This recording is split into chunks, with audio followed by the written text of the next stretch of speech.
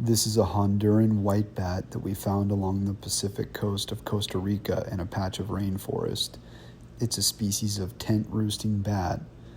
It's one of close to 10 different species of tent-roosting bats that live in Costa Rica. And this species is found throughout Honduras, Nicaragua, and parts of Costa Rica. And these roost underneath the bottom of large leaves, and they walk around and bite the edges of the leaves to create a tent-like shape so that they can roost protected from predators and from the weather.